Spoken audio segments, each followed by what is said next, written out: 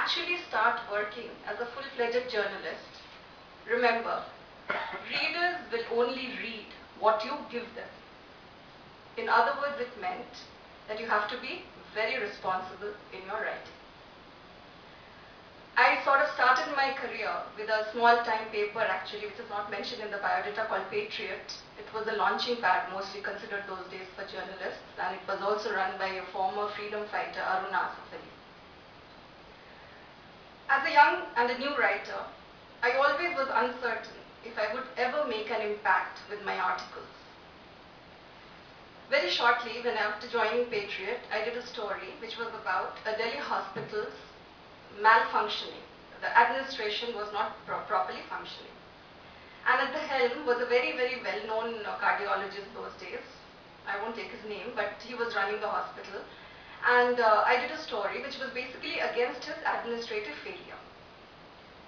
There was a lot of evidence which I had gathered, and I knew that he was embroiled in financial irregularity.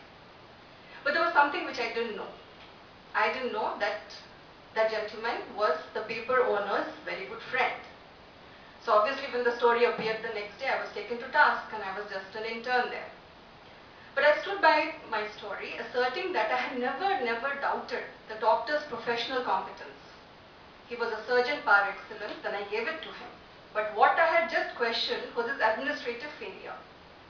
There was a lot of noise over the story, and the doctor actually lost a coveted post he was angling for in the planning commission. I too lost my battle, and I decided to discontinue the internship. But I was happy that the story had a desired effect.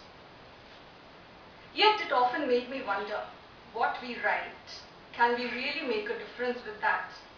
When I joined the Hindu in 1992, one of my early stories was about a contaminated consignment of glucose bottles, which was lying in a government hospital.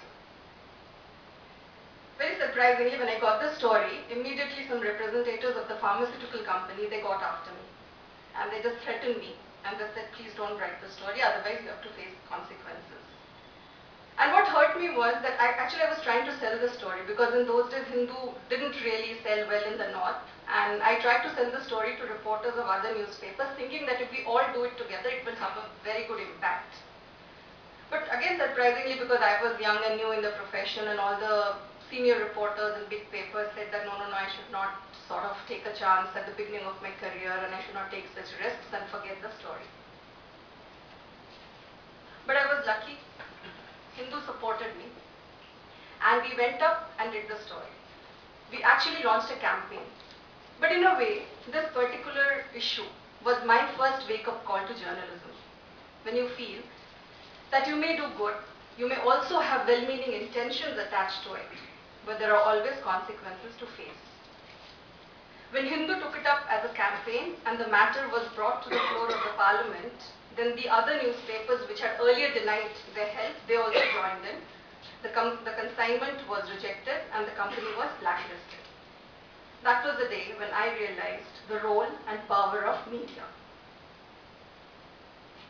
Gradually over the years, I began to see that there is a difference between the self-serving vision of journalism and the public service vision of journalism. I believe that if it is a kind of journalism that treats people involved with some kind of compassion and conscientiously interprets and explains the news honestly, then the media will and continue to be a strong part of a stronger system that is good even in its worst form. There was another occasion when I was reporting the first ever heart transplant surgery, which was being performed in All India Institute of Medical Sciences in Delhi. It was a routine story where the doctors had called a press conference and we were all asked to attend. But when I was leaving, my boss said, your story is not what the doctor says. Your story is to find out who the donor was. Obviously, the hospital management and the surgeon's team were reluctant to reveal the name of the donor, citing medical ethics. But somehow through my contacts and after a lot of adventure, I was able to trace the donor's family. And quite late in the night, I reached the family, which was somewhere in the outskirts of Delhi, and found that he was actually a Delhi police constable who had agreed to the first ever cadaver organ donation in the country. It was his 32-year-old wife who had suddenly taken ill and collapsed due to dehydration, and the doctors in the hospital had convinced this young man to go for the noble act of donating the organs of his wife. Though he signed the papers willingly, after returning home to his 3 small daughters, somewhere deep down he felt cheated. As he spoke to me, he shared that though it was his decision to donate the wife's organs, the doctors were in the limelight. And I sensed his feeling. And I decided to write about him and his family. And believe me, things changed for him the next morning. The Delhi Police Commissioner gave him a promotion. The Chief Minister felicitated him. The recipient's family came to meet him and showered his children with gifts and blessings. It was a celebration of a different kind, which I followed for the next 5 years, because each year the recipient would celebrate his new birthday and he would invite this donor's family. And it became a media event. But my question is, was I wrong in highlighting the donor's story, even though the doctors said it was against medical ethics, and they were mad at me, and they vowed that they will never share any other story with me in future? On the other hand, after this incident, each time the same hospital did any kind of transplantation surgery, the donor's family actually themselves came to me with their side of the story. Media is an integral part of our society, whether you love it or hate it.